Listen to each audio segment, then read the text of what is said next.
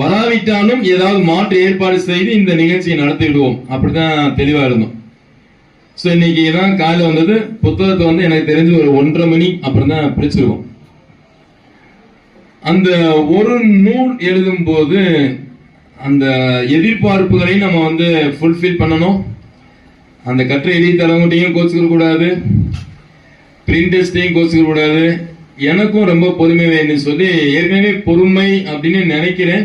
இந்த நூல்லாம் எழுதும் போது என்னை நானே மெருகேற்றிக் கொள்வதற்கான வாய்ப்புகள் மீண்டும் மீண்டும் கிடைத்து கொண்டே இருந்தன.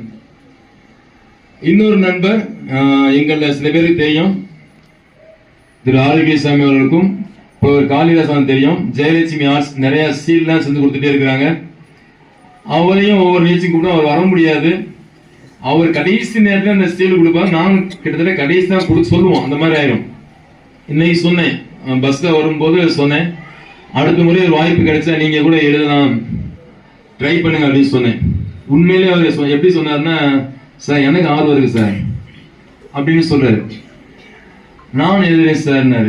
ஏன் அவர் இப்படி கேட்டார்னா, இந்த ஷீல்ட்லாம் அனுப்பிட்டு எப்பயும் அது மற்ற விஷயம் நாங்க பேச மாட்டோம். ஷீல்டெல்லாம் அவர் கொடுத்து அனுப்பிவிட்டு சொல்றாரு, சார் அதுல சேவியர் எழிலரசன் பார்த்தேன். அவர் அப்படிதான் கேட்டாரு, சேவியர் ஒரு பேர் பார்த்தேன், அந்த பையன் அங்க வர்றாரா சார்? யார் சார்?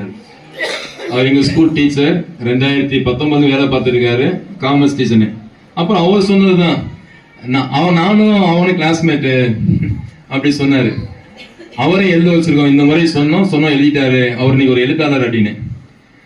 அப்புறம் நம்பர் கொடுங்க சார், நான் பேசுனாரு, கொடுத்தாச்சு.